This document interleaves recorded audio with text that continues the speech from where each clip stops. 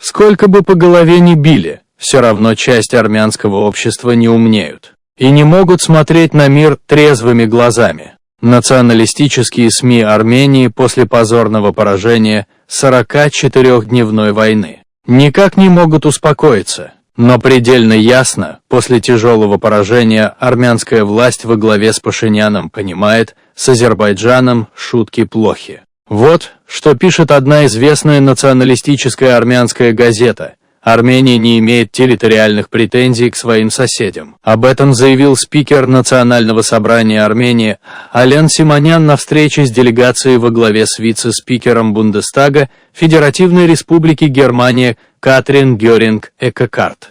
На встрече обсуждались вопросы послевоенной обстановки, установления долгосрочного мира в регионе. Спикер Национального собрания Армении отметил, что Армения продвигает повестку открытия эпохи мира в регионе, прилагает усилия для разблокирования региональных инфраструктур и транспортных коммуникаций, а также делимитации границ и обеспечения их безопасности.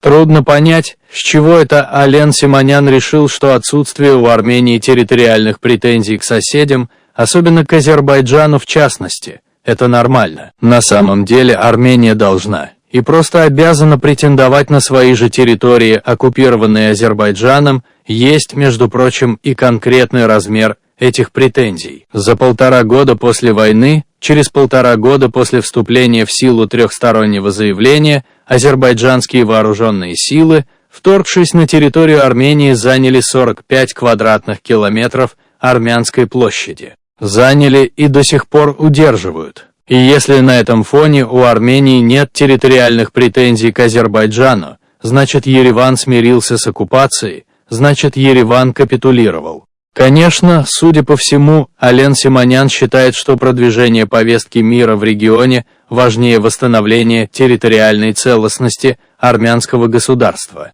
И, возможно, он был бы прав, если бы говорил от имени, скажем, Гондураса. Но представляет он, увы, именно Армению. Представляет, увы, так что избегает упоминаний оккупированных армянских территорий. Впрочем, то, что представители армянской власти вообще забыли об армянских же интересах, вполне укладывается в логику нашей действительности. Другое дело, какое впечатление оставляет сегодняшняя Армения на весь остальной мир. Что может подумать об Армении вице-спикер Бундестага, слушая, как спикер армянского парламента заявляет об отсутствии каких-либо территориальных претензий к соседям-оккупантам? Единственное, что она может подумать в данном случае, так это то, что армянская власть сама легитимизирует захват Азербайджаном части суверенной территории Армении. Заметьте, раз уж у Армении нет претензий, то и проблемы нет. А раз уж проблемы нет, то Армения лишает себя возможности,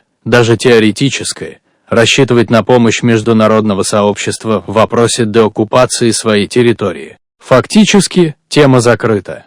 В этом контексте, пожалуй, обращает внимание на себя еще одно обстоятельство. Несколько месяцев назад официальный Ереван периодически вспоминал о занятых Азербайджаном территориях и предлагал свой вариант урегулирования вопроса в рамках процесса делимитации армяно-азербайджанской границы. Речь о пресловутой модели зеркального отвода войск, которую самозабвенно продвигал Пашинян. Скажем прямо, эту модель приемлемой для Армении назвать никак нельзя, ибо она предполагает, по сути, разведение воинских подразделений обеих сторон на территории Армении. Но даже об этом, мягко говоря, сомнительном зеркальном варианте сейчас уже никто не вспоминает. Никто из Еревана не то что не требует, а даже не просит азербайджанцев убраться с армянских земель. С учетом этого заявления Симоняна об отсутствии территориальных претензий к соседям выглядит вполне естественным. Конец цитаты.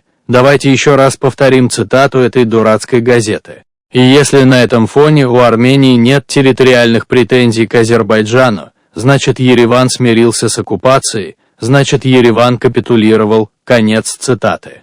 Наверное, этот дурак-автор во время 44-дневной войны спрятался в какой-то армянской дыре и только вылез и стал петушиться.